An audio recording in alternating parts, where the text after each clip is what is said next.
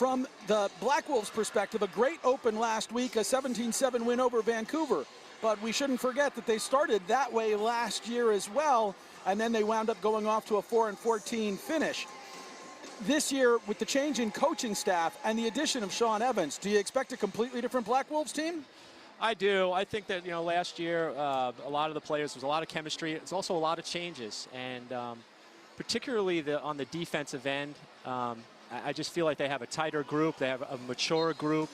They have a really good coaching staff. It's going to think defense first. And then with the addition of Evans on the offensive end, just go-to guy, and the addition of Crowley back into the mix, along with the other players, Pat Saunders and Buchanan, both Buchanans. They have some real firepower on the O end.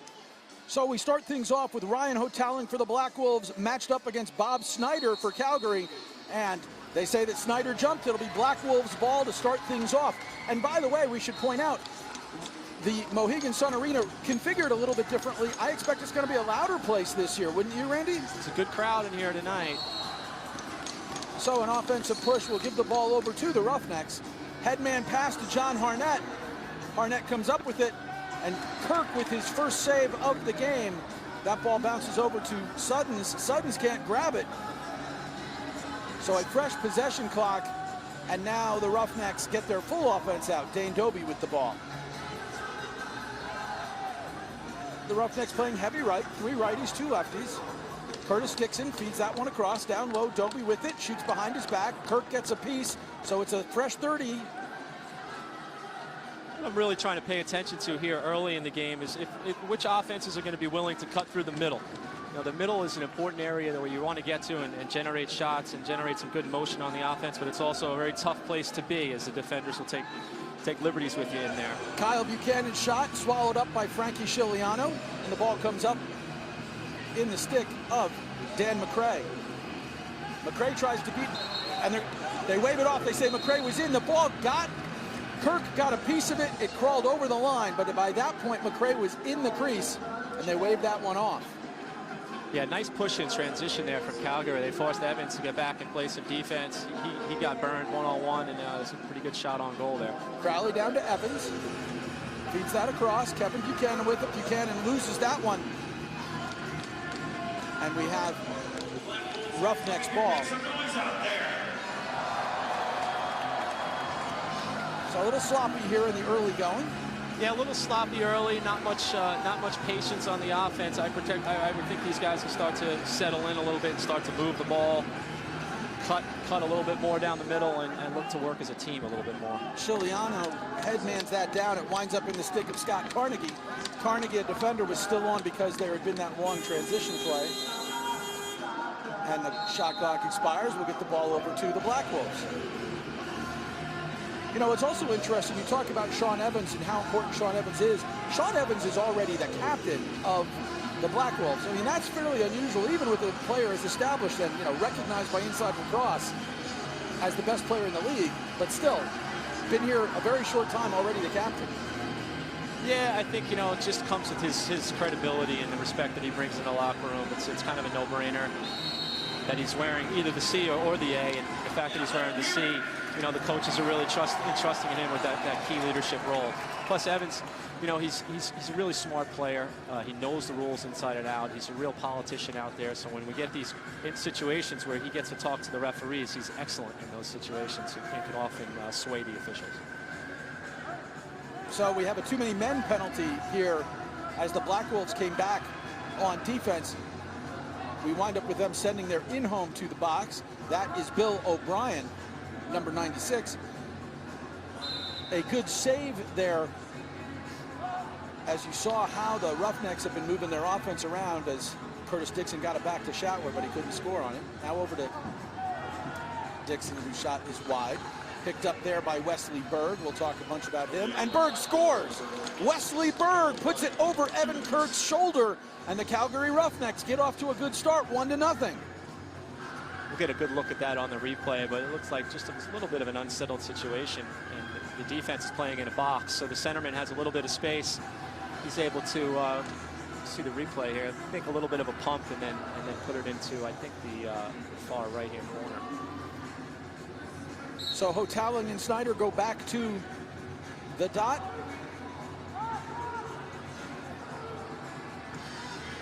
And the ball still being contested, no possession yet. Good start for the Calgary power play. They've been struggling this season so far. They've played 2 games and they've already given up 5 shorthanded goals this season, which is way above league averages. It's something that they definitely don't want to have happen. Want that to be a trend for the season. Well, and in fact, last year that was one of the biggest problems that the Black Wolves had. Was the Black was far and away led the league in most goals given up when they were playing. With an 6-on-5 here. Is this a penalty called? And there's an equalizer from Sean Evans. The captain scores the first of the night against his former mates. Nice shot there from Sean. No one played him up on that righty shooter spot. He just stepped in. He's able to put a low shot off of the keeper's left foot. Not really, you know, you look at that shot, you say, man, just kind of chucking it down low, but believe me, he's looking for that specific shot right off the goalie's foot and into the net. Quinn Powell's taking this draw against Snyder. He can't come up with it. Snyder's got it. And his shot is swallowed up by Kirk in the pads. Yeah, Snyder is an excellent drawman. He's going to be clamping that ball. I would expect him to dominate at the face-off X today. Hopefully the Black Wolves will be able to play some team ground balls and scrap and get some possessions that way. Ball goes up high to Sean Evans. Evans shoots that one wildly off target. Ball comes back to Kevin Buchanan. 5 on the shot clock. Right-handed shot from Buchanan to try to beat the shot clock. Chiliano gobbles it up. Dan McRae now brings the ball forward. Yeah, Kevin took an alley shot there. That was almost like a field shot where you know, we would be teasing him saying, hey, that's a field shot, Kev. You want to make sure you're shooting with your stick to the inside. And Curtis Dixon swallowed up by Evan Kirk, who gets it. Headman out to Hotalin. Now we got a trailer. Hotalin shot. On the rebound, no.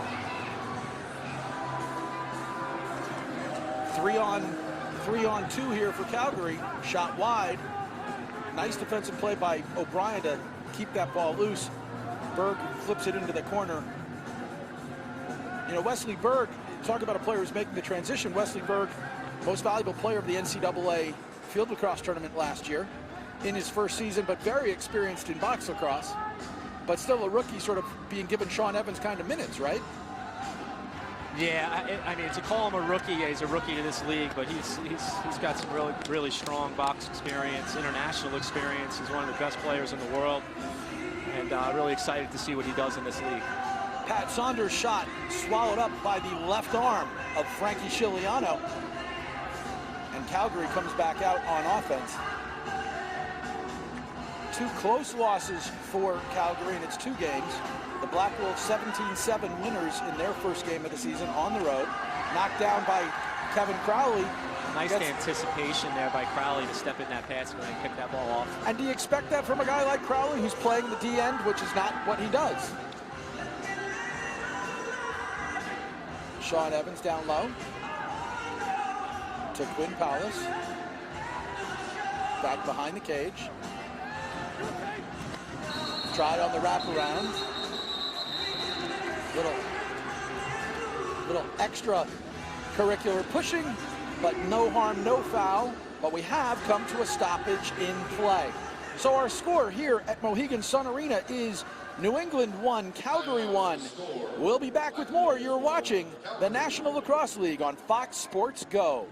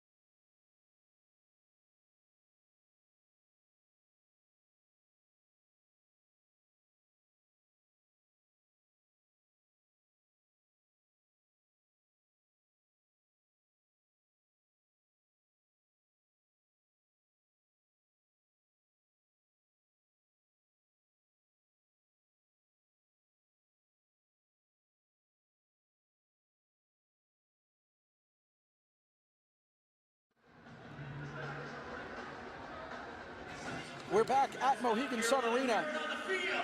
The next Black Wolves home game is in 2 weeks when they host the Buffalo Bandits here. The game is on Saturday, January 30th at 7 p.m. For tickets, visit blackwolves.com. There we go, a little two-man from Edmonds and Crowley here. Crowley's just going one-on-one. And he scores! Kevin Crowley! And they wave it off. They say it was in the crease before he got that just under. So that was the two-man game. That's part of what you want to see. Just a little too tight to the crease, correct?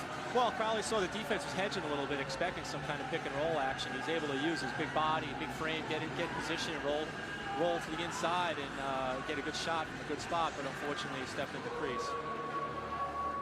Riley O'Connor with the ball. His pass errant.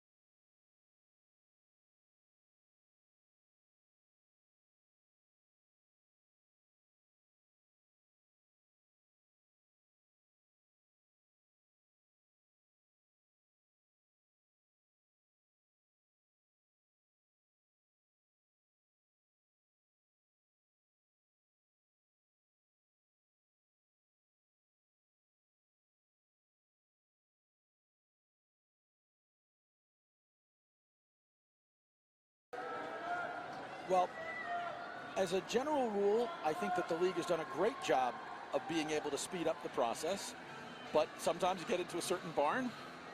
And remember, as we were talking about how we like the configuration of Mohegan Sun Arena, it's not that we didn't like it last year. This was a good place to play last year.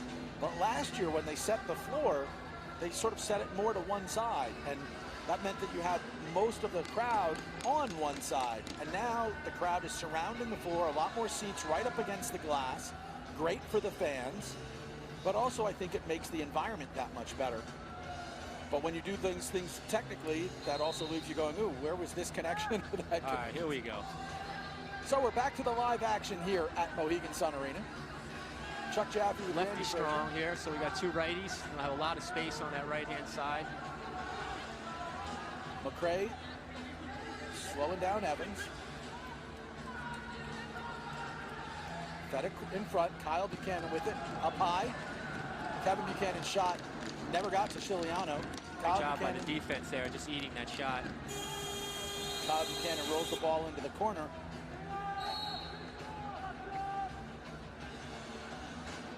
Now on the Calgary side, excited to see what the offense looks like, without Evans and what roles some guys to play. Curtis Dixon, all-star, all-world type player. He's going to have the ball in his stick a lot more, along with Shatler and Dane Doby. These guys are all proven all-star type players. Doby with it now, drives in front, hits the post. Brett Bucktooth came up with the ball but lost it. Got to go two hands on that ball. There we go. They had Tyler Digby did not realize that the ball was literally chasing him to the door. And that ball now scooped up by Bob Snyder. It might have appeared to have a breakaway early, but the Black Wolves get out the D door. Snyder hustles to the bench. Shatler with the ball. Wesley Berg drives in front. Nice save there by Evan Kirk. Nice take to the middle by Berg there. Got a shot from a high percentage area. Good save by Kirk down low. So here's Crowley working the right side with Paulus. Fed in front, Pat Saunders shot. Gets knocked down in front, no fresh shot clock, picked up by Calgary. Dan McRae has it. Fed in front, 2-on-1. Tries to drop it over to Digby. Digby shot, feeds it to Doby, who gets the shot off, but off the post. Iron has been kind. Hoteling down low. Crowley stopped by Chiliano. Sean Evans putting the pressure on, but that ball comes up in the stick of Tyson Bell. Some pretty fast action here. The pace pretty quick here, Randy. Yeah, they're up and down. It's a little bit sloppy, so we're getting some transition looks back and forth. Over the top, that ball from Digby, big rocket shot. Again off the post from the outside. As Riley O'Connor shot at the post. Now O'Connor can go get the loose ball. There's fresh, so they had gotten the fresh shot clock. 16 left on it now. Dixon trying to work down low against Bucktooth. His pass scooped up by Dan Ball in the middle. Good job by the Wolves defense there, keeping Dixon out. He's a real effective dodger. And down on that goal line extended, getting underneath guys. They did a good job being physical with him and bumping him out, forcing him to pass the ball. So we had Dan Ball then getting called for an over and back. So we have come to a break in the action. Our score here at Mohegan Sun Arena is Calgary 1, New England 1. You are watching the National Lacrosse League on Fox Sports Go.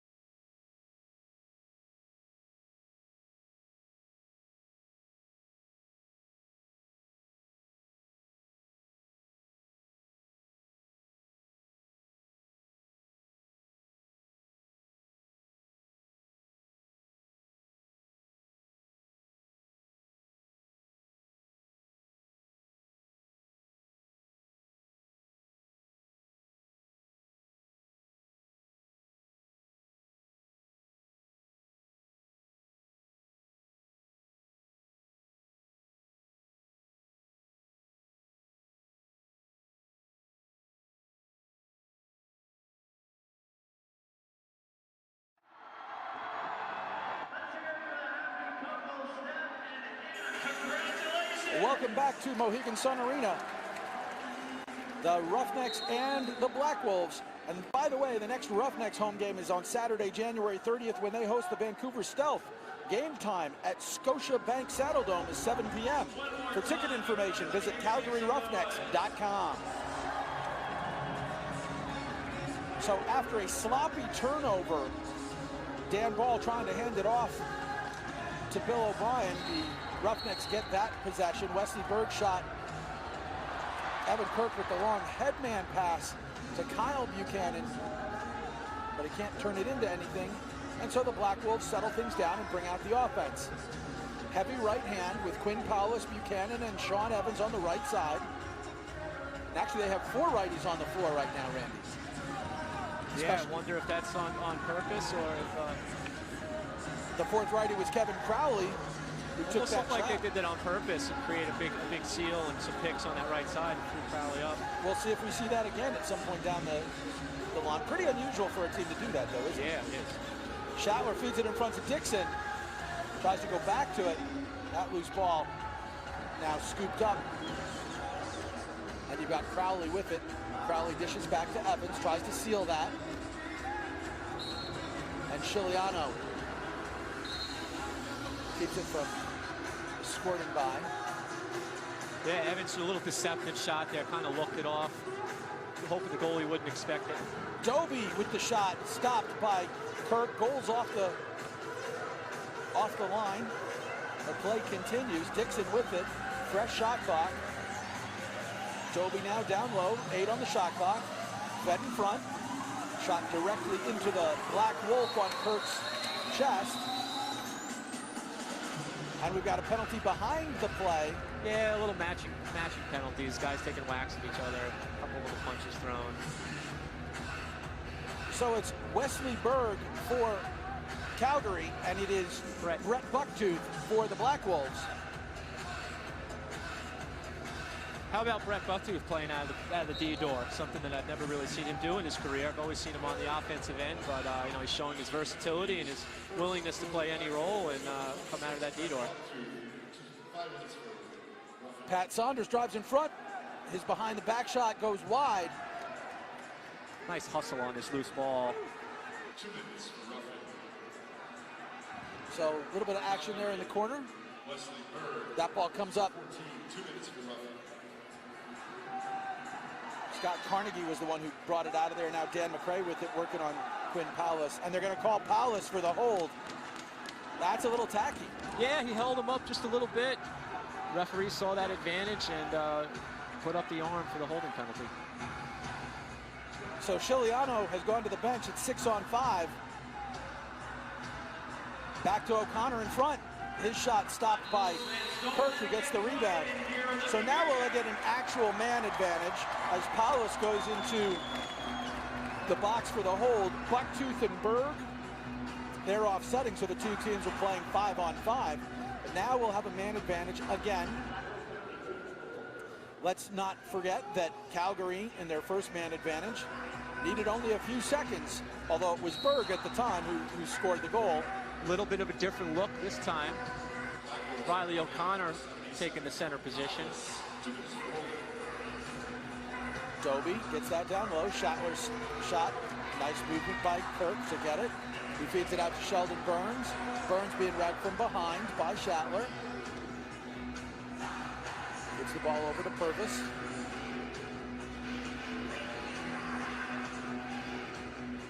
So the Black Wolves will work on killing time here. Yeah, what you're looking to do on this 4v5 is definitely burn some of the shot clock down. And different teams, they have different philosophies. A lot of times you'll see teams either chuck the ball in the corner and get back, or the perfect scenario there is you get a shot off the goaltender, it goes out of play, and you get a reset. So now they get another 30 seconds they can burn off the penalty time. Another thing you'll see these players do towards the end of the shot clock is attempt to go hard to the net, where you're either hoping to get a shot on goal or oftentimes draw a penalty and even up the man situation. There's a little bit of pushing and shoving away from the ball right now. Kevin Buchanan feeds that out high to Kevin Crowley, now over to Sean Evans.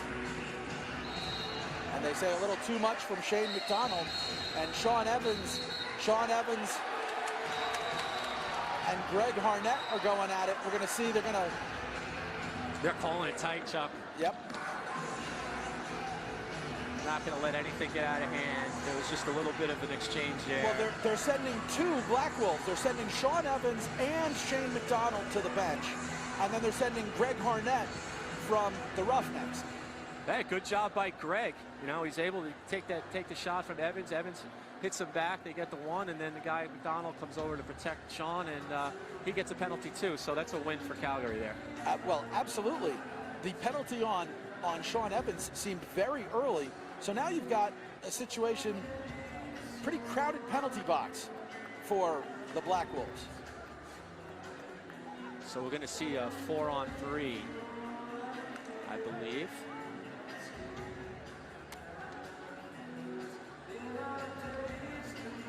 No, they're going to say 5-on-3 because Harnett is a matching minor with one of the two guys that he went in with. So they'll still play in the 4v3 set, and they'll have the safety man towards the top center line in case there's a kind of fast break or a missed shot to keep the ball on the offensive half and avoid a backcourt call. Yeah, that's Mike Carnegie, who is a defender, staying up high. So very quick tic-tac-toe type passing here. Great stop by Kirk. Schattler thought it was going to roll in. And then a nice bounce pass out of there. Derek Sutton's got that ball ahead to Sheldon Burns. And Burns scores! Sheldon Burns sticks the shorthanded goal. 2 men down. Great goal. You know, it really started with Derek Sutton's. He's playing the low spot on the defense in the crease area. He's really slow to come out of the crease. He's such an experienced player. He really knows how to play that spot well. He delays. They end up forcing a ball. They get the rebound and to quickly get it up the floor and get a nice shot from a good spot and bury the ball. Great play. It would be great if we had replays to show you. We do not here tonight. We apologize for that. But we're back to the action, and it is still a 4-on-3 situation, or 5-on-3 situation rather, for Calgary. So they still bring the 4 down, keep the defender up high. Nice stick there. Fed down low with Schattler, across. Tyler Digby's shot. Wow, they almost gave up another break there. And so we got to the end of the period. Our score here at Mohegan Sun Arena is New England 2, Calgary 1. We'll be back with the second quarter in just a moment. You're watching the National Lacrosse League on Fox Sports Go.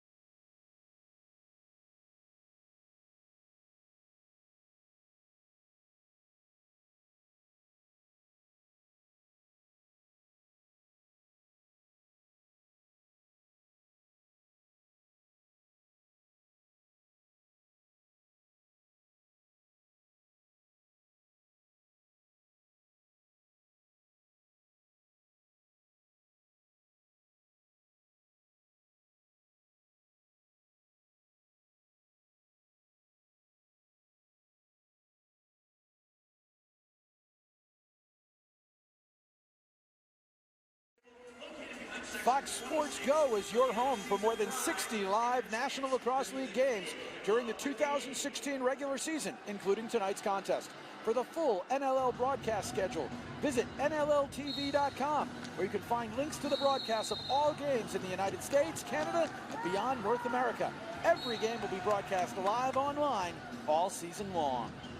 So we start the second quarter, and we are still talking about a Black Wolves team 2 men down, having scored what now gives them the lead. And now the first of those penalties is released. They still have multiple players in the box.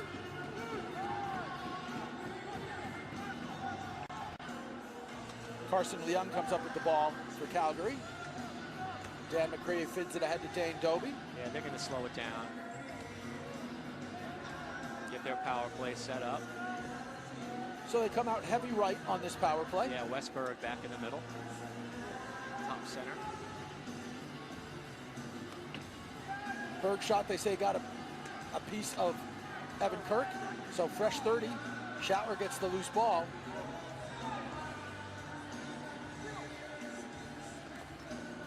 And Tyler Digby scores on that feed from Jeff Schattler. The power play works the ball directly in front, and Digby slam dunks one to make it 2-2. Yeah, great look inside. A lot of trust there between teammates, too. The player was really hardly open. The head of his stick is open, and Schattler's able to put that ball right on his stick. Digby's just one time in that ball before the goalie can react into the top corner. Of course, Digby very briefly property of the Black Wolves. And then Digby was the big name that was traded to Calgary in the Sean Evans trade. Yes. So Garrett Billings, who had been property of the Black Wolves, was traded to acquire Digby, then Digby sent to Calgary.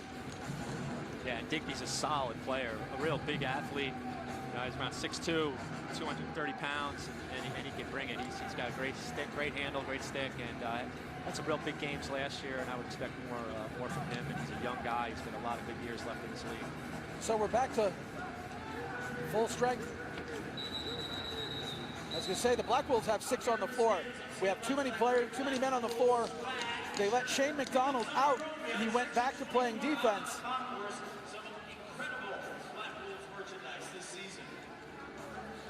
So we'll see how they sort this one out. McDonald came out of the box, and the Black Wolves already had their full complement of players on the floor. I think McDonald would have been allowed to go down to the bench, but because he went to play, they're going to call delay of game, which is the call that comes for too many men on the floor.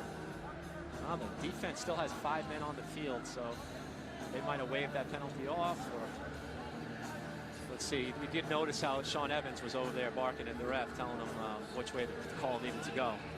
And the ref has not come over to announce a penalty. So it's going to be Roughnecks possession. And we're 5 on 5. You're watching the hand signals of the ref. There's an extra ball on the floor that someone has yet to notice. There, they've got it. So we'll see if what happens is that when they start play, if McDonald winds up running across the floor or has to wait until they have a settled situation. And Kirk gets that shot from Schattler. Yeah, easy save there. We'll take that kind of shot all night. Suddens with the ball. You do not expect to see Suddens at all in the O zone.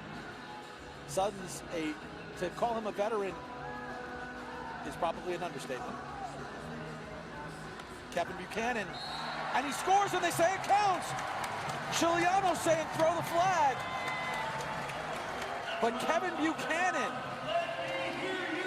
that may be the move that he does best when he goes inside, bringing it back to the front of the net. You know, it happened so fast from my angle. I thought I saw the ball ricochet off the pipe, off the keeper's back, and then in.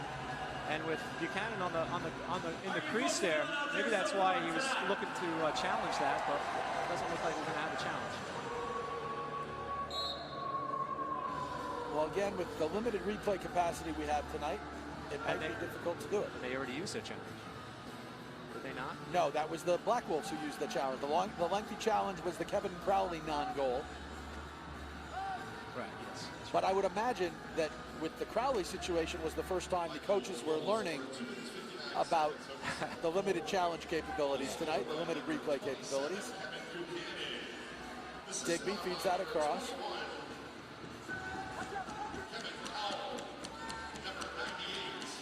And Schattler drops it off.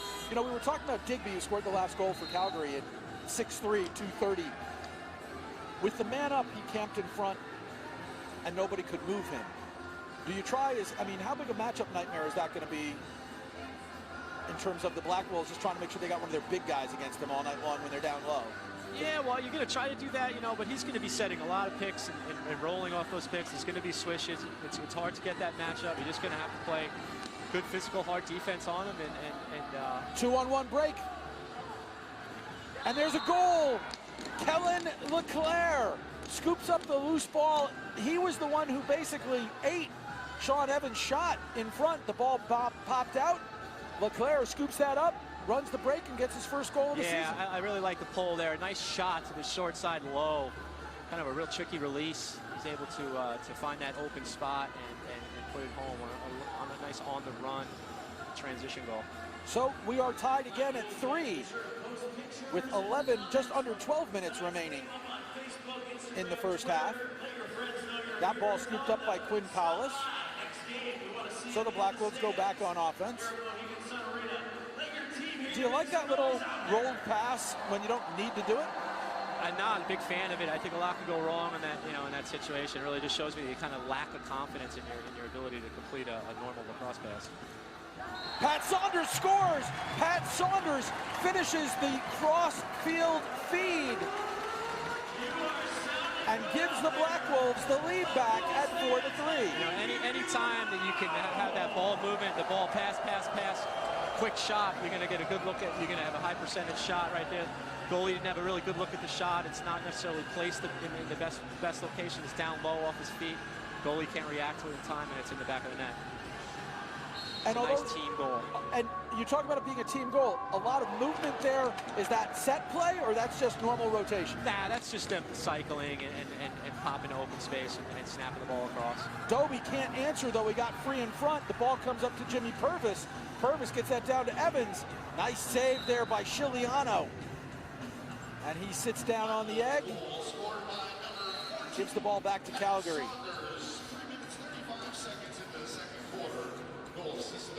So Saunders, of course, had a great night last week. 4 goals, 4 assists.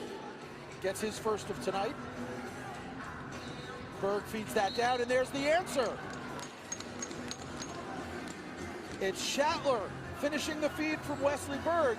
Again, great ball movement. Yeah, you can see the offenses are starting to wake up a little bit. The first quarter of the game was a little scrappy on the 5-on-5, but now they're starting to feel it. They're starting to get their timing down, and their cuts are open while their players are able to feed it.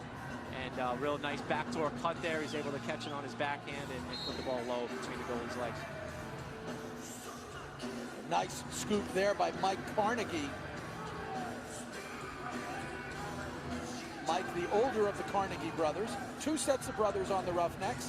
The Carnegies separated by a year.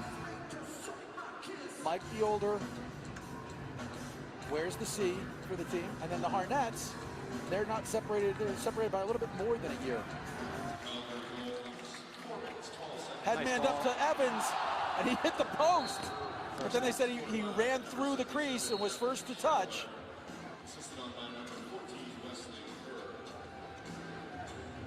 I like the aggressiveness there, but the defender make that long ball, throws it out. It's a little bit of a high pass, but Evans is able to handle it and get a good shot on net. So Dane Doby with the ball. Working Hotaling. That ball never got through to Evan Kirk. And it's scooped up by Hotaling. Hotaling to Suddens. Nice. Holt staying in the play. Smart decision there to pull the ball out. What I like there is Ryan Hotaling gave the ball up. Instead of just heading to the bench, he cut down the middle. He's able to drag a defender with him, or if he's open, get the pass like he did there. And Evans can't handle it. The ball comes away. Dixon, who was stuck playing the D-end, brings that ball forward. Dixon's been quiet tonight, works inside, gets stripped on the double team. Yeah, nice little double team by 2 forwards, Evans and Bucky. Evans gets sort of slammed into the boards, loses the ball. Dixon comes up with it. We'll push back on Dixon for, well, you talked about we might see some chippiness involving Sean Evans, and how is it going to be? We have seen some chippiness involving Sean Evans. A little bit, not really much, though. Evans, no matter who he plays against, he's always involved. He's an agitator. Right here, he draws penalties. I didn't get one there, but he just got knocked down getting off the floor. And he's going to get one himself for a late slash. No, they're going to call delay. Delay again. You're going to say too many men on the floor.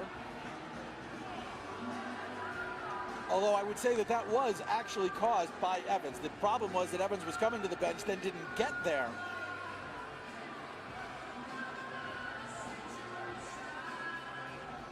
So you have a too many men call. That will send Bill O'Brien back to the box. It is not that Bill O'Brien did anything, it's that Bill O'Brien is the in-home. The in-home serves the bench penalties.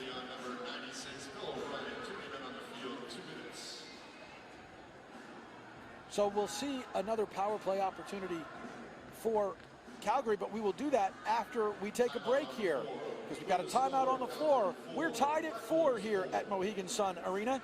You are watching the National Lacrosse League on Fox Sports Go.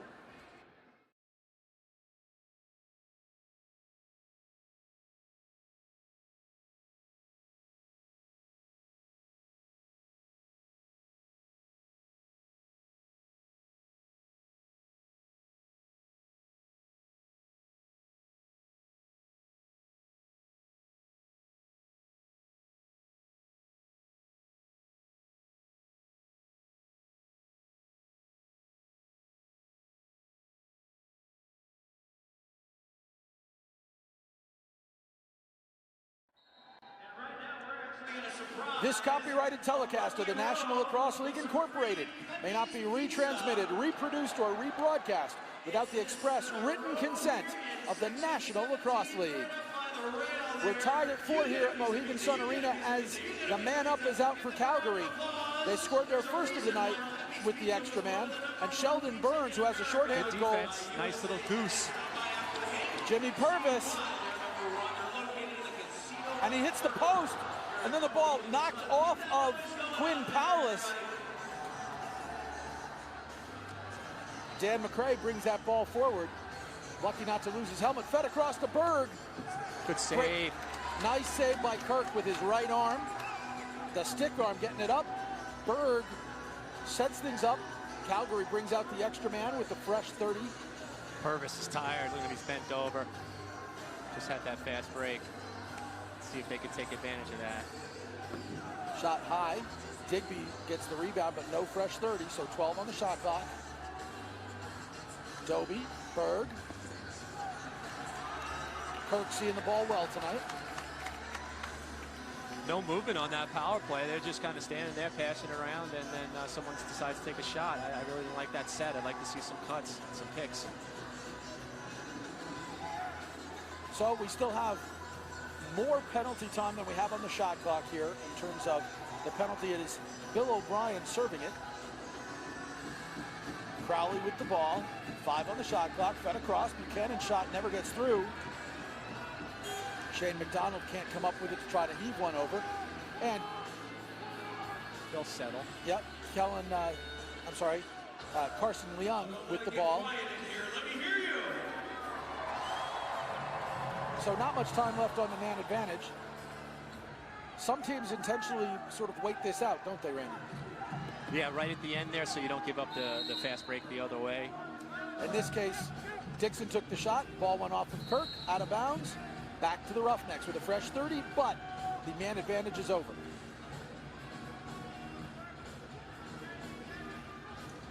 And there's a score. Shatler gets his second of the night. And Calgary has reestablished the lead in a game that has been back and forth. It is now 5-4 in favor of the Calgary Roughnecks. Tough duo to cover on the two-man game there with Shatler and Dane Doby. And Sutton's kind of hedged a little bit, thinking he was going to have a switch and a pick off that pick, and gave the shooter a little bit of space. And Shatler's his tricky release is able to fool the goalie and put it down low and at his feet and find open net. Snyder and Hotalin back at the dot, being kicked around, and Hotalin comes out with it. Hotalin, who has changed from number 20 to number 2, we're going to have and he drew a penalty. Absolutely, took a stick to the ear hole. And good job by him, kind of embellishing it a little bit and showing the ref that, hey, I just got hit in the head, holding his ear. So 6 on 5 with Kirk in the net, out, and Buchanan hit the post, but they said he was in the crease regardless. So Kevin Buchanan couldn't score his second of the night, but he'll get another opportunity here on the man up as we have 5 minutes and 57 seconds remaining in the first half. Yeah, Kevin is he's known as a great, really good outside shooter. But I tell you, I've watched Kevin play for a really long time, and he's scored so many goals diving across the crease like that, where he extends himself and puts his stick out to the far side, and he pulls it back to the short pipe, and very successful with that move. Kevin Buchanan, of course, was the captain of the United States team at the World Indoor Lacrosse Championships last fall. Captain America does not actually have the power of flight, but Kevin tries to take flight a lot on that move. So the Black Wolves have a chance to show us their man-up team and see what they're working. Buchanan is behind the cage right now. Sean Evans' shot is wide. And good forecheck. yeah, John Harnett came up with a loose ball, but was swallowed up, and then Pat Saunders comes up with it, giving the Black Wolves a fresh 30-second shot clock. Up to Saunders now. That ball knocked down in front by Mike Carnegie. Fed up in front, headman pass, Doby scores! Dane Doby, rushing out of the front door, takes that pass from Mike Carnegie. Dane is deadly coming off the bench there. You know, as a goalie, you're sitting back and you see him coming in, and you know he's going to throw that big fake. And you're telling yourself, don't move, stay at home. And he throws that fake, and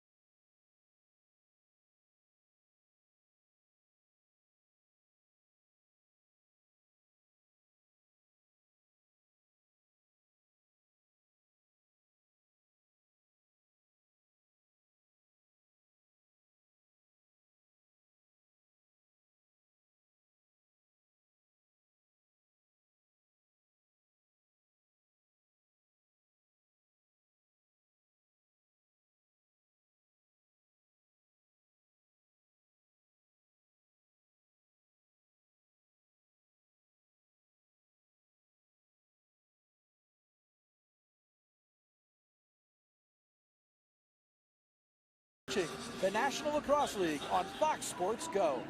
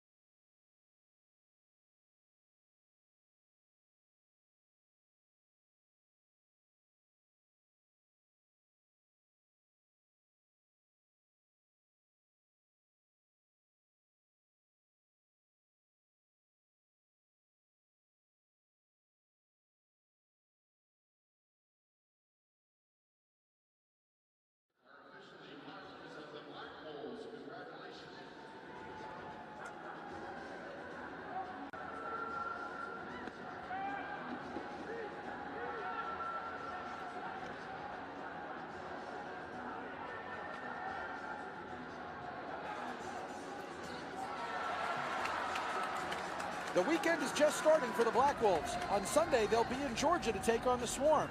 Game time is 2 p.m. Eastern. Watch the game live on Fox Sports Go.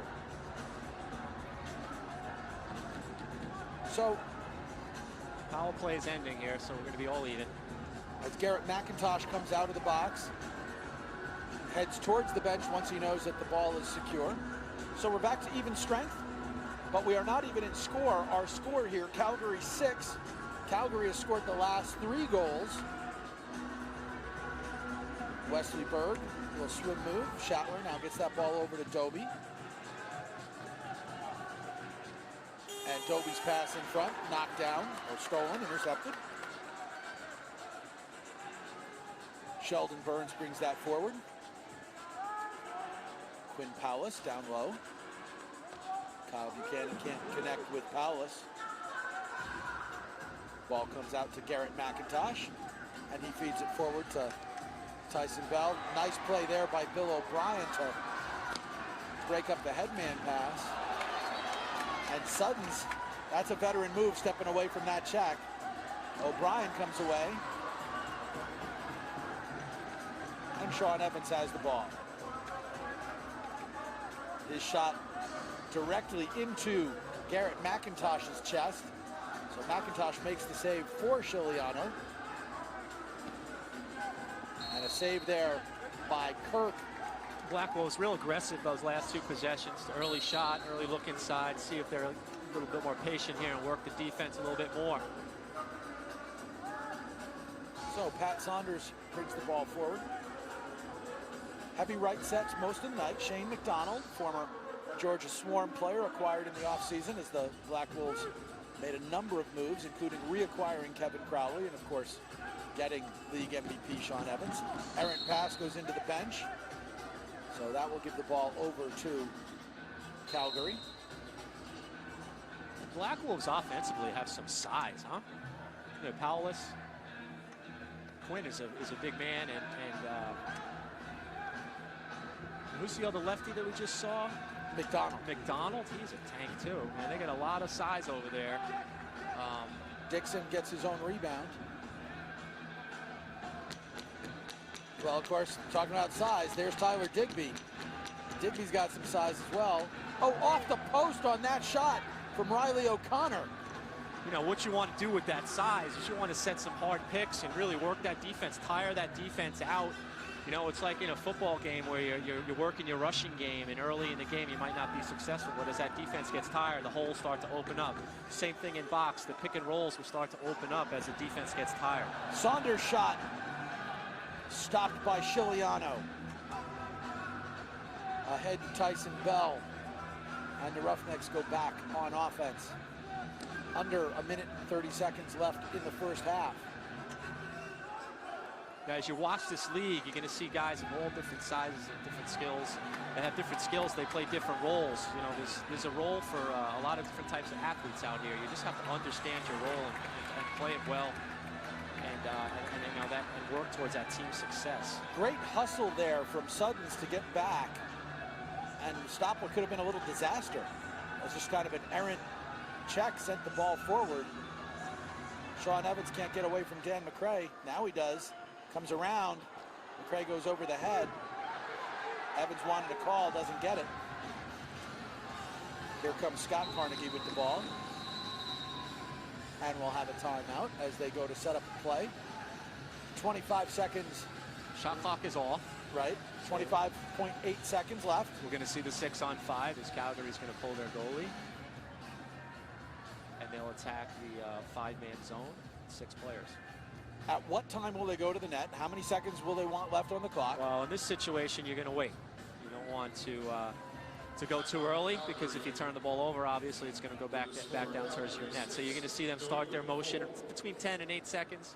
Hopefully, you get that shot off, you know, before the buzzer, and not give any time for a rebound or anything to end up back in your net. Now, if it was the end of the game and we were in this situation, they would rush to the goal right away, because you kind of got nothing to lose. This way, if you can get a rebound, you can get multiple shots, and that's the way that plays out at the end of the game. And how many set plays will a team have for when they have pulled their goalie? I mean, well, you generally, you know, have 2 going into the game that you kind of know and you're ready to run. But, you know, you change them each week, so you can always go back. You know, the guys won't forget the play if you pull it out and do it on the sidelines and show them on the board. They'll be able to run it. So really, it's almost unlimited, but generally you're ready with 2 solid plays that you've practiced recently. So 6-on-5, you've got 3 lefties and 3 righties. Doby up high. He doesn't normally spend too much time up high. We'll see if that has him involved in the play. Doby, O'Connor, and Shatler are the lefties. And the clock is running. Digby right in front. Dixon, and then Berg fed in front. Dobie shot armed away by Evan Kirk. And there we get to the end of the half. So we have come to halftime. An entertaining game, a little back and forth. And so we wind up getting to the break with our score. The visiting Calgary Roughnecks 6, the New England Black Wolves 4. Enjoy halftime. We'll be back in a little bit. You are watching the National Lacrosse League on Fox Sports Go.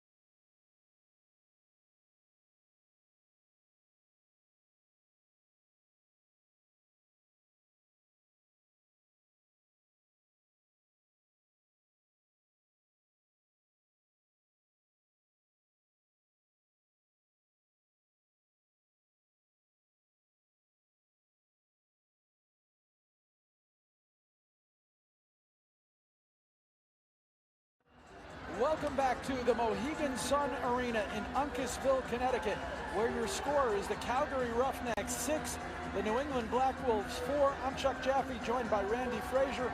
Randy, a back and forth first half, but sort of a bit sluggish. It seemed to take a while, and it almost didn't seem like either team got much rhythm going. Yeah, a bit of a slow start for both teams. I think we saw a little bit of everything, that half, a little bit of transition. We saw a couple shorthanded goals. We saw a power play goal. And, these teams early in the season, again, I'll go back to the NFL and use that as kind of a comparison. It takes a little bit of time. Both of these teams have some changes, some chemistry going on the offensive end. So, I think as this game gets into the second half, I would expect to see sharper play on the offensive end, and I think some more excitement and some runs. These teams, we're on a Calgary run right now, 3 in a row. I'm sure the Black Wolves want to start this half quickly. They're late to get on the field, so the coach is probably going over the game plan and getting the boys fired up to hit the floor hard here in the second half. When you look at what Calgary's been doing, one of their problems all season has been they basically been getting they have been getting more shots than their opponents. They have been canning fewer of them. And even tonight, Curtis Dixon, who you would expect to be a huge part of their offense, not on the scoreboard yet.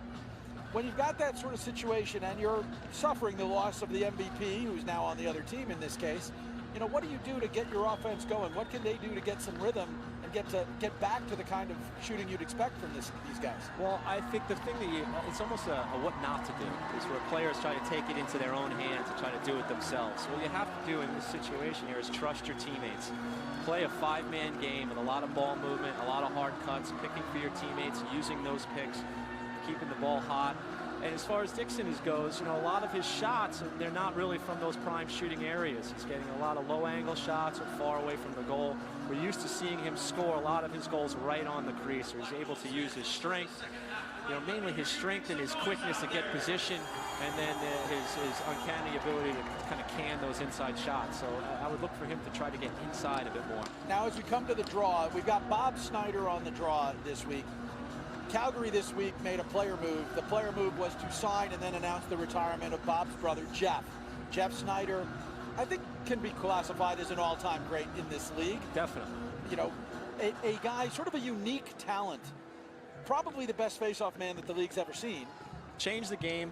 He's been a game changer. He's a guy that, for on the international scene, single-handedly, well, not single-handedly, it's a team game. He was able to dominate the face-offs in the international play, and throughout his career, he's just been a great face-off guy, a great, just an aggressive force out there, a guy you hate to play against, challenges the team he's going against, not afraid to drop the gloves. In a couple of years there, there's not many guys that would mess with him. Some of the best fights of all time in this league are with Jeff involved. And they're on cue. His brother Bob comes up with the ball, feeds that ahead to John Harnett. Harnett's shot stopped by Evan Kirk. I remember a particular game I was at in Rochester when Jeff Snyder was playing and looked like he was about to lose a fight, and then sort of took it over with one punch. Knocked out Bonterre. Yes, right? Yeah, absolutely. I remember that one. One of the best fights ever is him and Suter. I mean, they fought twice in one game, and just both of them were drag-out fights. It's really tough guys. Shot there. Hit Kirk in the chest. Sheldon Burns comes up with the loose ball, loses it. Kirk then gets it.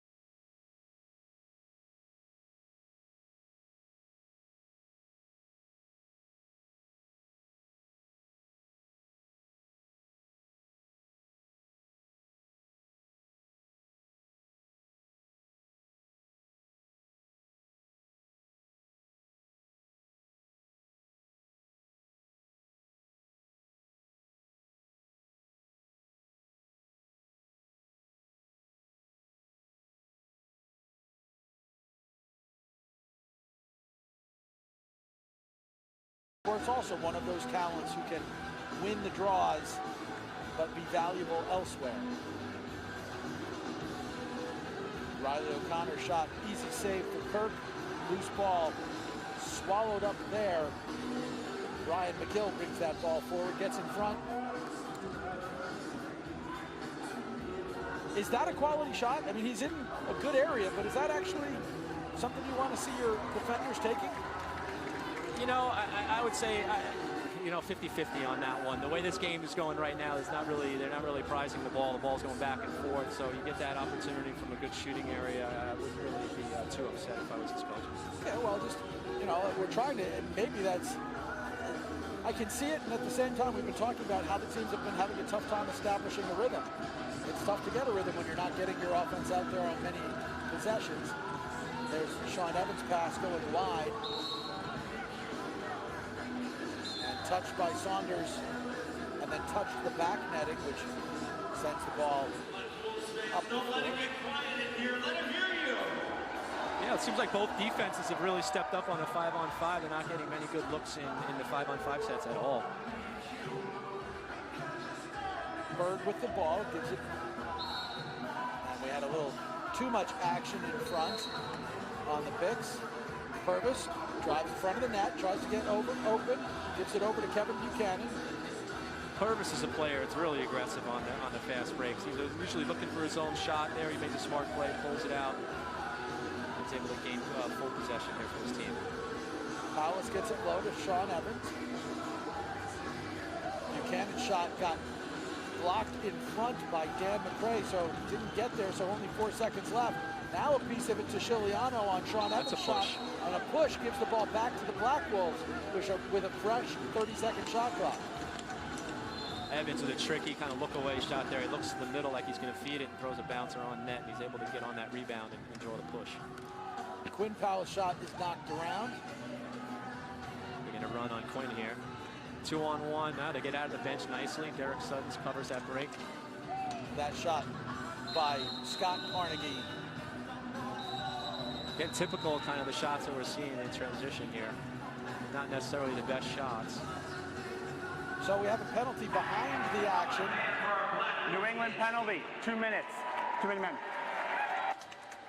So, too many men on the floor. That is the third too many men call that we have seen. That means Bill O'Brien returns to the box.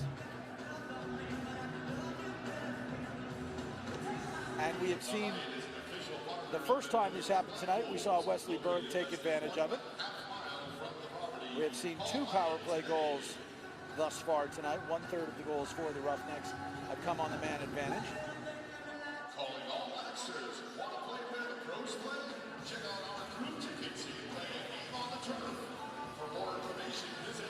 And Randy, help the audience understand, too many men penalties occur. Why? Because there are real reasons for it. Generally, it's not an error on the bench where the coaches lose track of the players. Generally, it's that you're caught in a transition situation and you're trying to squeak your guy out a little bit early. You know, the players need to be in the orange box in front of the bench before they can release, and if they leave a step early and the referee is watching the benches, they're going to make that call. So generally, it's a reason for that reason. Dixon to Dobie, down low to Schattler, up high to Dixon, and he scores.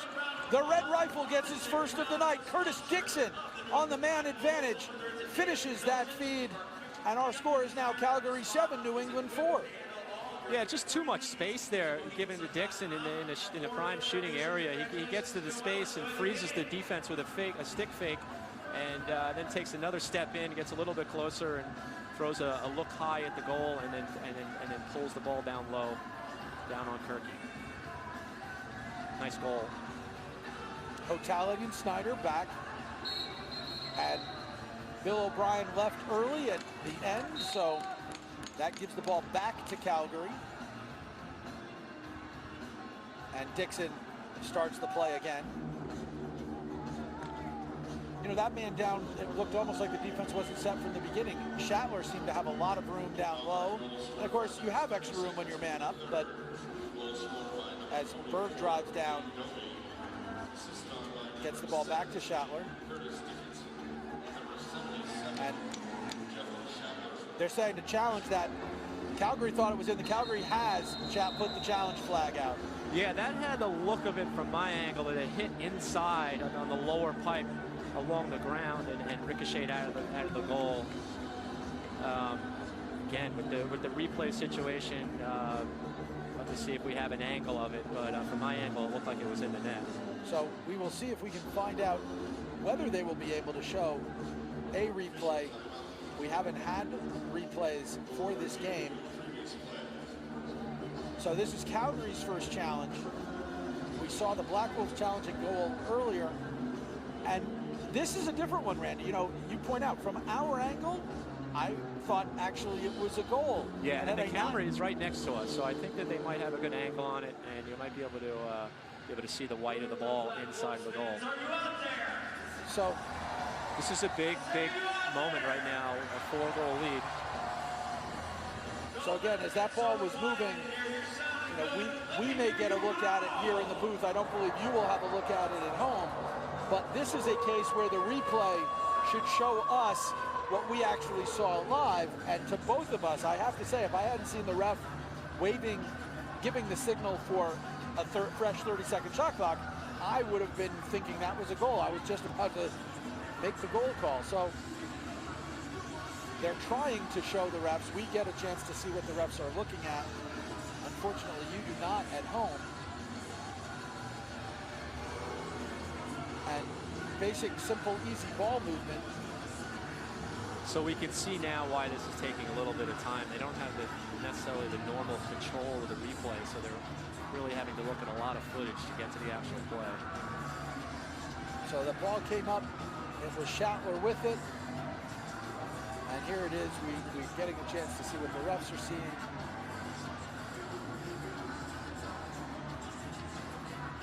That looks like a goal to me. I couldn't see it.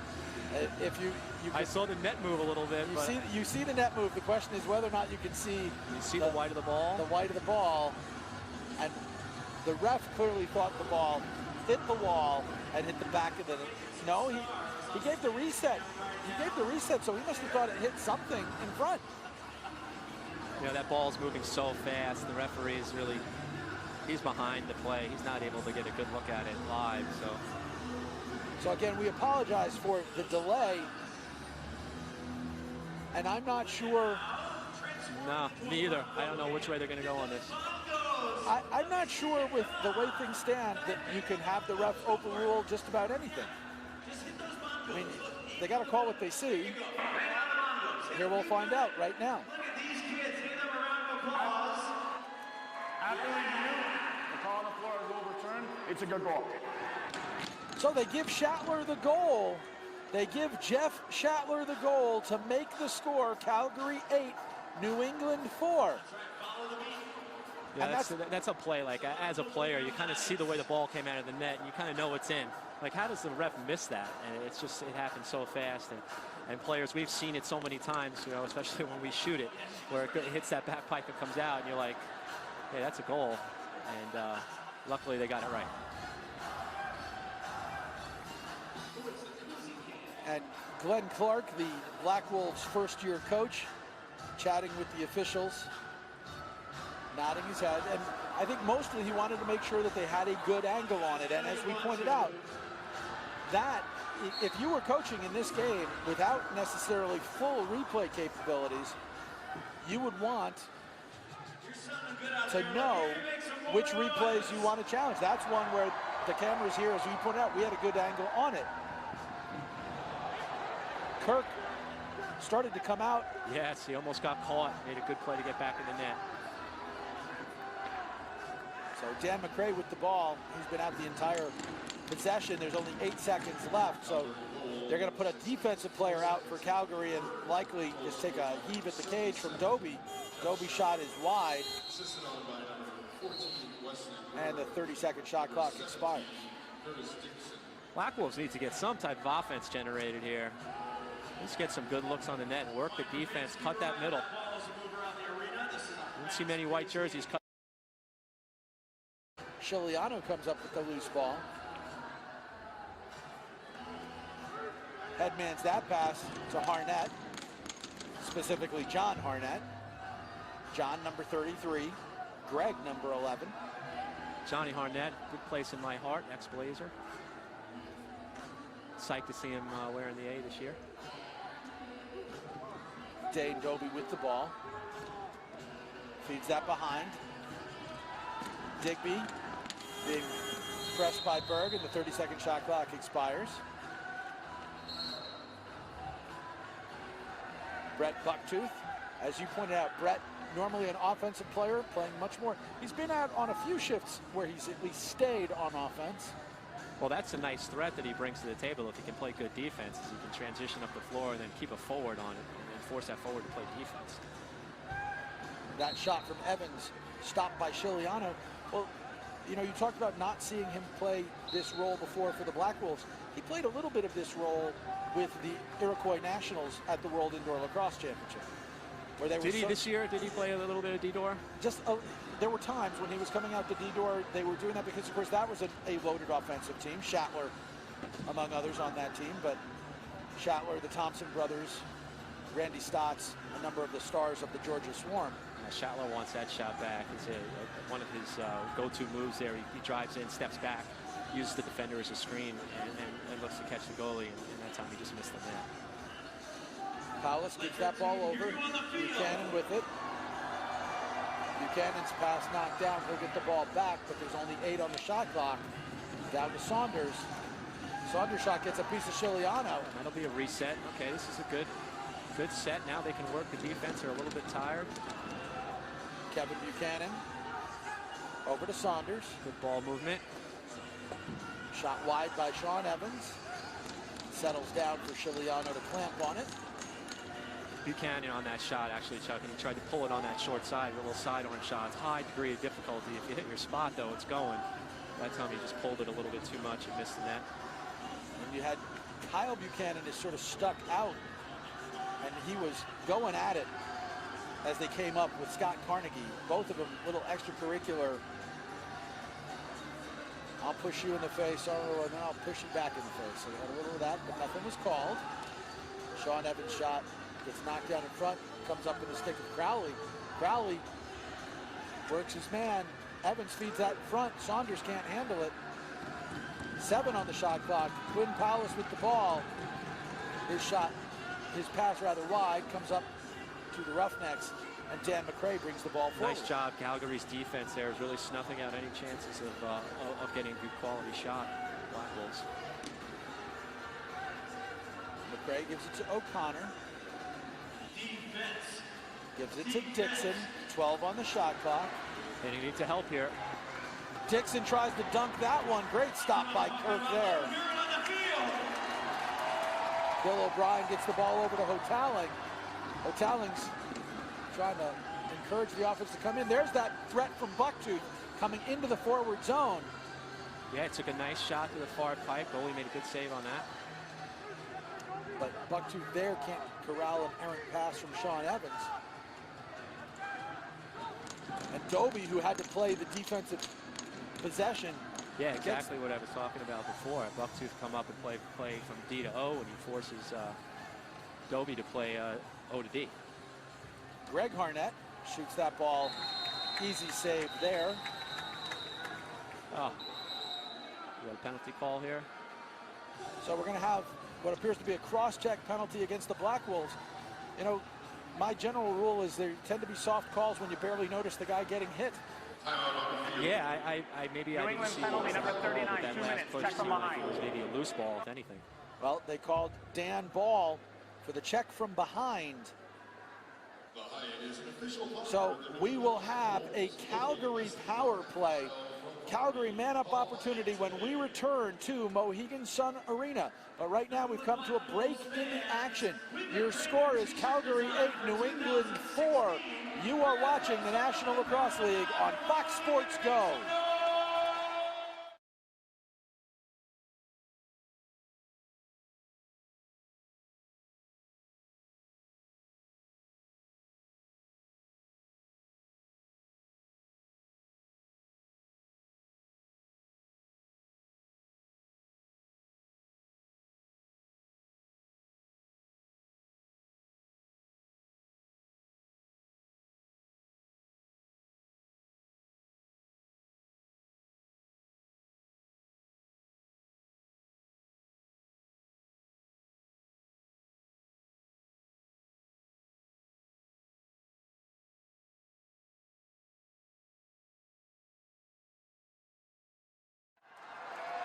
The next Roughnecks home game is Saturday, January the 30th, when the Roughnecks host the Vancouver Stealth.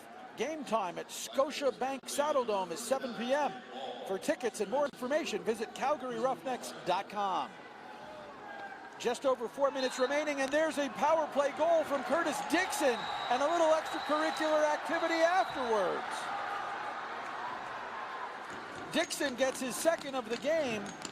They started Dixon on the point that time. Got him the ball up high. Berg set a little seal.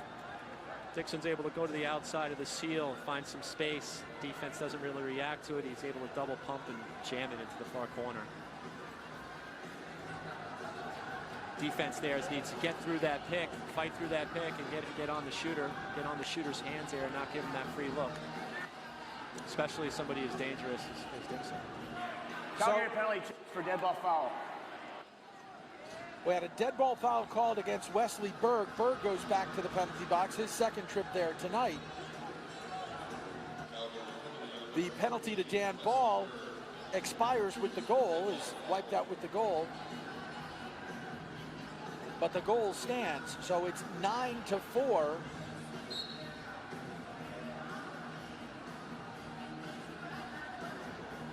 And ball kicked around. Sean Evans tries to kick it ahead to Brian McGill. And we're going to see loose ball push. No, they're giving him a penalty on it. They're calling more than a loose ball push. You got Greg Harnett wondering what he's done. And we'll find out the answer here. Calgary penalty, 2 minutes for slash.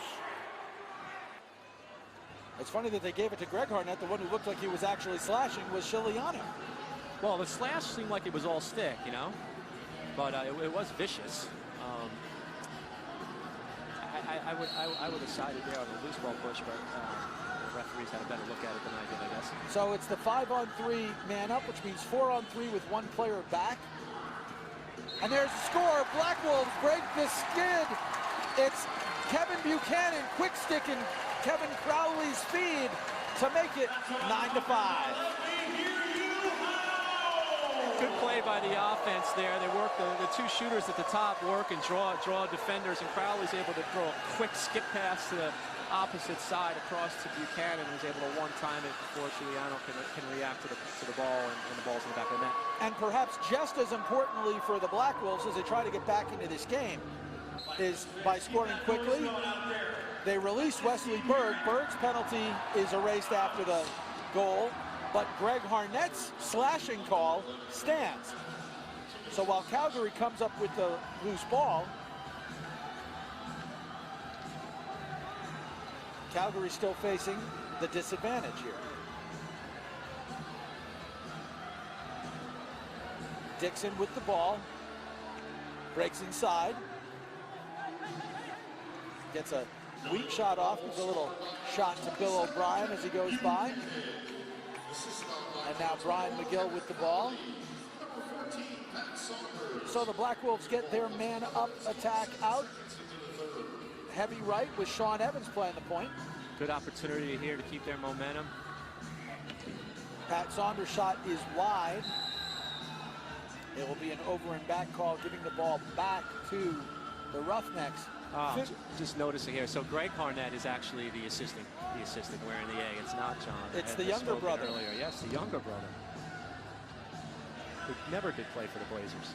About 50 seconds left in the man advantage for the Black Wolves.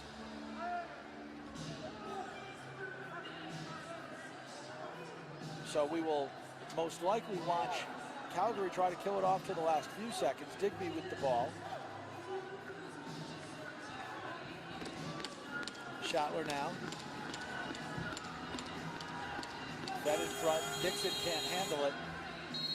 Yeah, and now, Dixon trying to post up there and hold his defender back and catch that ball one-handed, close inside, kind of like a basketball move. But now, the defender's able to check his stick and mess up the catch. We'll see whether or not the Black Wolves play for this quickly or whether they kind of wait. Off the post from Pat Saunders. This could give the break out the box depending on how the timing works. John Harnett can't come up with the loose ball. Heaves it behind his back. What a great pass down to Digby to beat the 8-second count. And Digby gets it up to Doby with a head of steam, tries to wrap it back to Digby. The penalty is over. Help him. Oh, good trail check by O'Brien. He got beat on that loose ball in the corner. He's able to recover and get the stick check before the shot's taken. Digby is alone. You know, Digby, of course, as we said, Digby and Sean Evans basically were traded for each other. Possibly the complete opposites of body types in the league. You couldn't find two players more opposite than both Digby and different kind of skill set.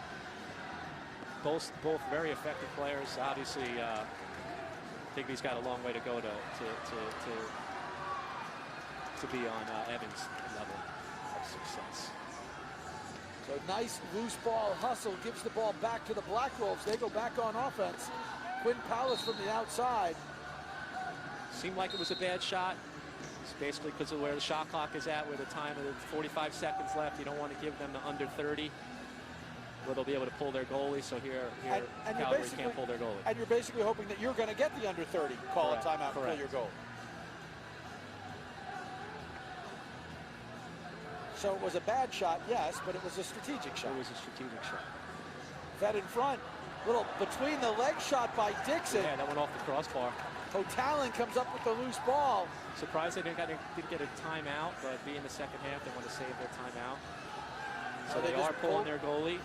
Not a lot of time. 7 seconds remaining as they get everybody on. Evans shot picked up in front. Oh. A little action afterwards. Yeah, Crowley took a cross check to the chin there. Was not liking that. That was John Harnett going at it with Crowley as the third quarter came to a close. We will let them sort it out. The differential may be 4 goals, but they're playing like it's a tight one. And anything could still happen in the fourth quarter. We have come to the end of the 3. Your score at Mohegan Sun Arena is Calgary 9, New England 5. You're watching the National Lacrosse League on Fox Sports Go.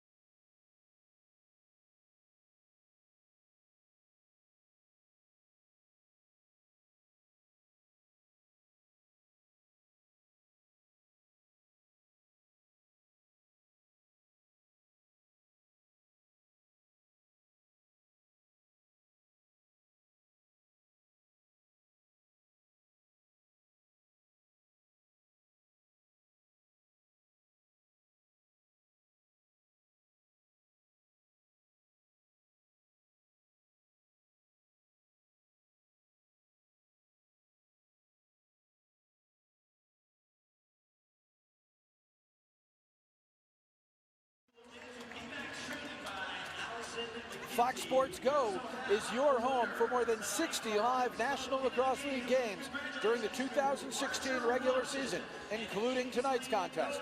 For the full NLL broadcast schedule, visit NLLtv.com, where you can find links to the broadcasts of all games in the United States, Canada, and beyond North America. Every game will be broadcast live online all season long. Chuck Jaffe with Randy Frazier here at Mohegan Sun Arena, calling the action for you as it's 9-5 in favor of Calgary. And for all the pushing and shoving, Randy, nobody's in the box. Yes, there are. They're sitting down. They're matching minors. Yeah. Okay, they gave matching minors. They've got 5 on the floor.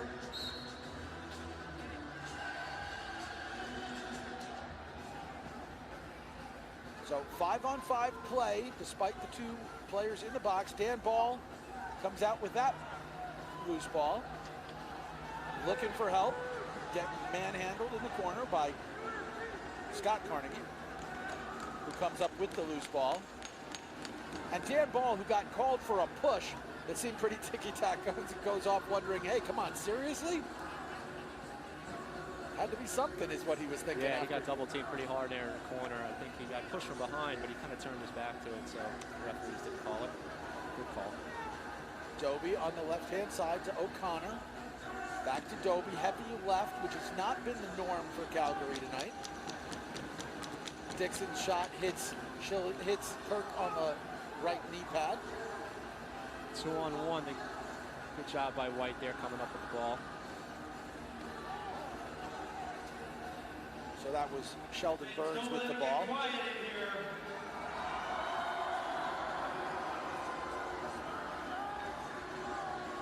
Sean Evans behind the goal rather, comes around, looks to see if he can dish it or move it. Kevin Buchanan. That shot wide with 5 on the shot clock. And a loose ball. So Bill O'Brien scoops it up just to make sure that there's no break. Yeah, shot clock violation there. Calgary goes back on offense. And at this point, Randy, if you're Calgary with a 4-goal lead, New England struggling on offense, do you start to say we want to get every possession down towards the 8, 9, 10 seconds left before we on the shot clock? No, I don't think so. I think you don't want to change anything. They're going to stay aggressive. So if they see something they like early in the shot clock, they're going to take it. You know, these guys are still trying to work the kinks out, and they realize, you know, that Black Wolves could go on a run, so they're going to want to keep scoring. And they got a fresh 30-second shot clock after a nice play down the middle. That stopped by Evan Kirk. Loose ball in the fresh 30 again. O'Connor gives it over to Dane Doby. So you got Digby, Berg, and Berg are the righties. Shatler, Doby, and O'Connor the lefties. 15 left on the 3rd possession, where they've got 3 times the shot clock. Berg comes in front, tries to go around the world with that pass. Good shot. Down on the goalie's shin pads. Gets a reset. Push on red. So, as much as Purvis wants to be aggressive, that would have been a 1-on-3. Black Wolves need to start to show a little bit of urgency on offense. You know, they need to start working hard, setting some harder picks, and getting some more better looks, inside looks. Right now, they're being dominated by the Calgary defense. Bob Snyder flips that forward. It's an errant pass. Nice pickup by Kevin Buchanan. 4-on-3 is developing. Shot over the top of the net by Sean Evans. But he gets the loose ball, tries to dish it, but they say he stepped in the crease. Yeah, he actually did jam that into the goal, but before he launched himself, one of his feet stepped down on the crease line. That's a turnover. And again, that would definitely not be the kind of play with the limited replays we've got tonight. Not be the kind of play you'd want to be trying to look at. Dixon's shot swallowed up by Kirk. Dan Ball runs the break, 4-on-3. Stopped by Chiliano. And here's a break the other way. Leung shot just shrugged aside. Yeah, these D guys really want to shoot the ball here. They're not looking for their forwards coming off the bench. Those are the guys you want to try to draw and then look for that forward who's the best shooters on the team. Get the ball to those guys. Buchanan with some space. Good defense there, taking away the underneath. Nice swim move, gets it up. And Kyle Buchanan can't handle the feed from Kevin. No relation, by the way, Kyle and Kevin. Yeah, good look by Kevin there. Just a tough ball. It's really a hard pass. You need to throw a touch pass in that situation, a catchable ball. Tyson Bell trucks Sean Evans there. Nice ground ball. Manny with a nice hustle play in the corner. Takes away a sure ground ball for Calgary and gets possession for his team. Crowley shot. Swallowed up in front. And here's Leung. This time he will slow it down.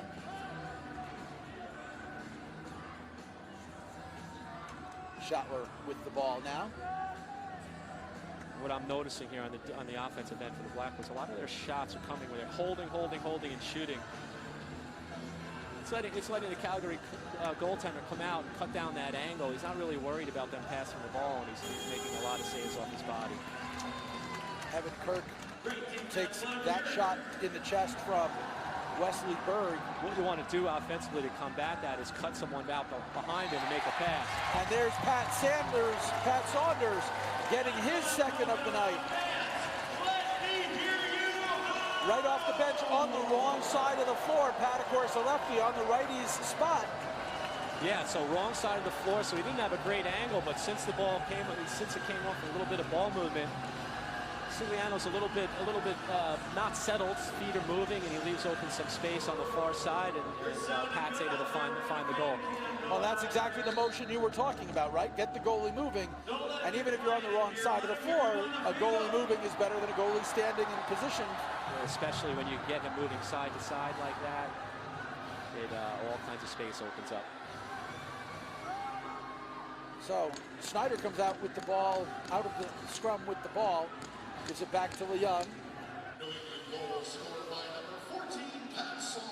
So we're 9-6 now with 9 minutes and 16 seconds left. Riley O'Connor kind of telling everybody to calm down, a little unusual. O'Connor, one of the youngest players on the Roughnecks, but he's the one getting everybody to calm down. Here's Dane Doby with the ball, driving low. They're going to say he was in the crease. So we've come to a break in the action. There's 8 minutes and 58 seconds remaining in regulation. Our score here at Mohegan Sun Arena is Calgary 9, New England 6. You're watching the National Lacrosse League on Fox Sports Go.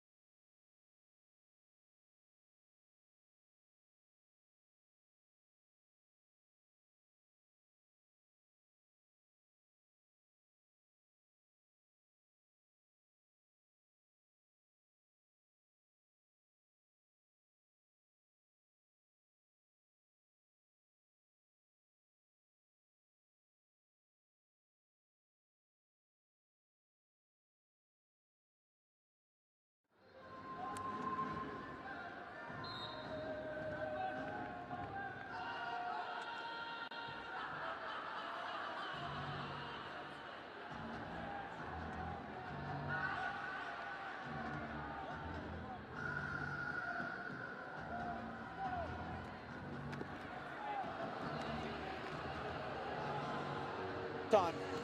That's a good look. A nice shot off the pass. And Kevin Buchanan stepped in front of the play. Nice hustle play, 2-on-1. And off the post for Doby.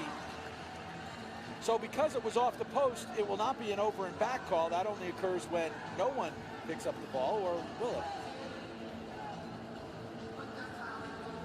Waiting to get the full change is what John Harnett was doing there. Waiting to get the offense out. Schottler with the ball now, gives it over to Riley O'Connor. It's been a lot of heavy left this period for the Roughnecks. O'Talon comes up with that loose ball. Push it, Ryan. Looking for the trailer, good look. And a goal! Brett Bucktooth on the transition goes from defense to offense, finishes the feed from Ryan Hotelling, and we have a 2-goal game. Just beautiful play there by Ryan Hotelling. Gets the loose ball and breaks up the field. He's able to draw a defender and draw some attention, and he finds a trailer, and Bucktooth coming right down the middle. He's able to bury the ball behind Ciliano. And Bucktooth is not your typical defender when he comes into the O-zone. No, he's not. He's got exceptional skills with the ball in his stick. You know, it's interesting. On their roster, the only transition player for the Black Wolves is Hotelling. He's the only one that they list as a transition player. But you could certainly see Bucktooth filling that role. So McGill comes up with the ball, has to advance it forward, and actually throws it into the stands. A souvenir for one of the fans in Section 22 here at Mohegan Sun Arena. Great sight lines, all the seats good here at Mohegan Sun Arena. Good place to see a game, isn't it, Randy? Yeah, it's really the perfect size for the NLL. You know, it's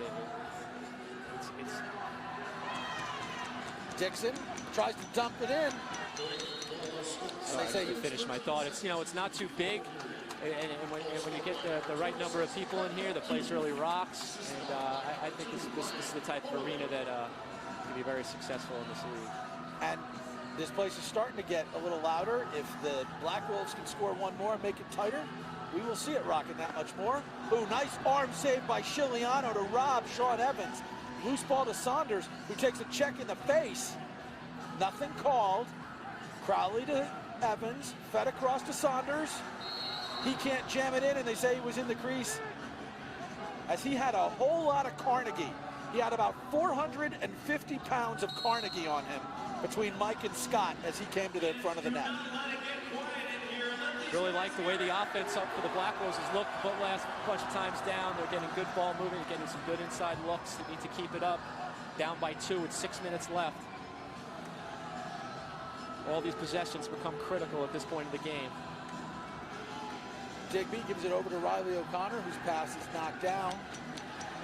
Speaking of valuing possessions, Dixon breaks free, and lucky to get a piece of Kirk, who then deflects it out so that winds up being a fresh shot clock. Wow. That actually turned out to be a pretty lucky break for him. That was a great play by Dixon there to come up with that loose ball and then to get that shot, and it reflects off out of bounds for a reset. And you know, when we talked earlier about shooting percentage, it's not that Dixon is shooting a much higher percentage or what have you, but that's the kind of play that the statistics don't say anything about. That one, a low angle shot from O'Connor, the quick stick stopped by Kirk. Getting over and jamming the post. Dan ball to Purvis. Sean Evans with the ball behind the net. Powless now over to Kevin Crowley. Head of steam here. Crowley tries to get his hands free. Nice save low to stop Crowley is Ciliano. That was good defense there. I'm not sure who that was on defense, but to take away Crowley's momentum there, he had a full head of steam. Defender standing flat-footed. He's able to take to stop Crowley in his steps there and slow him down enough to make it a very savable shot. So Calgary comes back on offense. We're under 5 minutes remaining in regulation. A 2-goal lead for the Roughnecks. Oh, they got a little bit of a break here. Saunders stopped by Ciliano. Ball in front. Nice ball by Evans. Breaks free, gets shoved. Oh, great play from his back. Keep the ball alive. The Black Wolves still had players back, so they finally get the offense out. 15 on the shot clock. Evans gets that down. A little bit too much on the pick. They could have called a moving pick there. So we've come to a break in the action. There's 4 minutes and 15 seconds in regulation. The fans did not like that call because they have been liking what they've seen out of the Black Wolves, who have closed the gap to 9-7. Plenty more action to go, and we'll be back with it in just a moment. You're watching the National Lacrosse League on Fox Sports Go.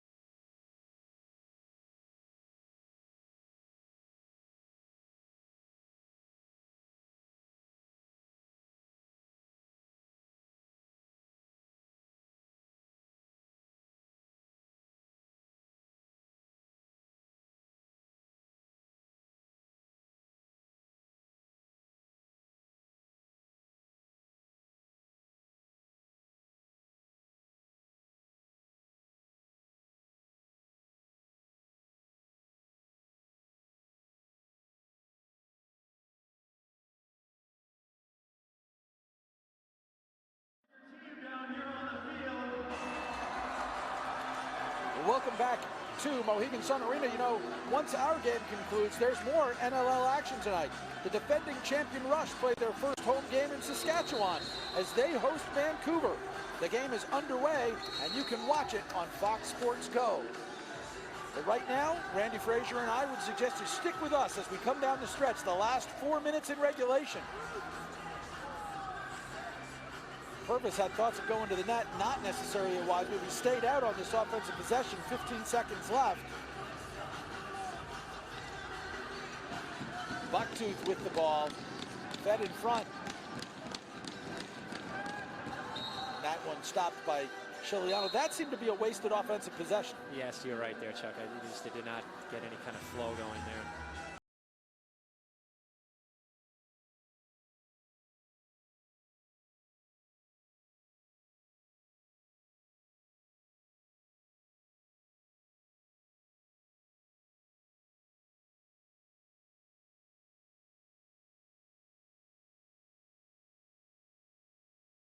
Digby's shot stopped in front.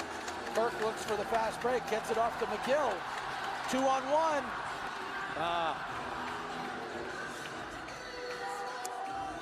And while they have a break the other way, that shot. Dobie's shot stopped by Kirk. And that's sort of a lucky break that Dobie took it. You might have thought they would slow it down, but then Dobie gets the loose ball. They need to double him. Schattler's the one who's there to help if the ball were to, and the ball is on the ground. Dobie tries to break through. 17 on the shot clock. Schattler with the ball now. Yeah, he sees the shot clock. He's a smart player. He's going to pull it out. Dobie bent over, hurting a bit at the bench. Pad saved by Kirk. Yeah, that big jersey came into play on that one. That ball got caught in his jersey and kept it out of the net. So we'll start to watch for Evan Kirk, who's at the edge of his crease, but not coming with 2 minutes left. Huge possession here. That one hit in front, hit a player in front. Hit a defender in front. Carson Leung had gotten that piece. Crowley has it, but there's 7 seconds on the shot clock. They say that it looked like a reset, but they're not giving it a reset. Not exactly. I thought it was a reset as well. I thought those bouncers are tricky to get a read on sometimes. So Mike Carnegie feeds that ahead. 1.5 minutes remaining in regulation. 2-goal lead for Calgary. We'll definitely see Kirk head to the bench on the next Black Wolves possession. Riley O'Connor with the ball. Over to Schattler, 7 on the shot clock. If they can keep it away from Schattler, had a chance to get that loose ball. Kirk is heading to the bench. Purvis feeds that in front to Evans. Nice sliding save by Chiliano to come out and close the door. And Kirk has to hustle back to his end. Under a minute now. John Harnett with the ball. Calgary lost by a goal when it came across the continent last week. Lost to Buffalo. Now poised to take one away from New England. O'Connor with the rock. 7 on the shot clock, 30 on the game clock. And the ball goes over to the Black Wolves, who have called timeout. So 25.8 seconds left. Black Wolves trail by 2. They get their goalie to the bench. Timeout, New England. Timeout, New England. And again, Randy, we talked about it. You're looking for a set play. You've got a couple of set plays there. In this case, it's shoot them as quick as you can, right? Because you need to not only score, but have something left to... Yeah, they're in trouble here because, you know, they have to score a goal. There's 25 seconds left. They have to score a goal and win the next face-off and score again. So, and they have no timeouts left. So this is a big challenge for them. They're going to want to go to the rack early. You probably see some kind of set play for one of their big shooters. You know, I might use Evans as a decoy here and try to get Crowley freed up. You know, with his height and the plane that he can shoot the ball on, he might be your highest percentage. Or maybe you look for Buchanan on the left side, who's got the great outside shot. Or you slip a pick and you feed it inside. So we'll see what they decide to do here. So here we go. Kevin Buchanan brings the ball up, down to Evans. 20 seconds remaining. Saunders' shot is stopped by Chiliano. And we have Calgary taking a timeout. Calgary takes a timeout so that they can make sure that they protect the possession. And that's just a safety play, correct? Just make sure nothing bad happens. You don't turn the ball back over. Yeah, there's no sense ending the game, wasting the timeout, not using it. So you might as well use it there and get the correct men on the floor.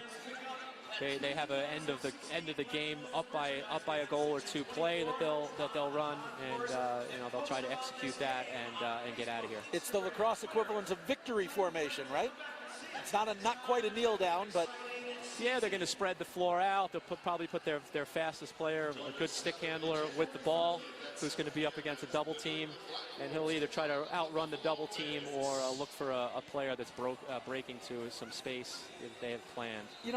This is a big win. As much as it's early in the season and you don't want to put too much on it, a big win for Calgary at this point. 0-3 would have been a difficult place for them to be. Oh, huge win. I mean, watching them play the last couple of weeks, they had a couple of tough losses, and I know that last year they got off to a really slow start, and they really, they recovered, but, didn't get to where they wanted to be. So, this is a really big win for them. A long way to travel and come and take a win in somebody else's barn. Purvis comes up with the loose ball, feeds it in front, and there's a goal. They're going to give him the goal. And we're going to have a face-off. Well, we're going to have a face-off because there has to be, for the goal to stand, there must be time on the clock. For the goal to stand, there must be at least something on the clock. Like a fraction of a second, I guess. Exactly.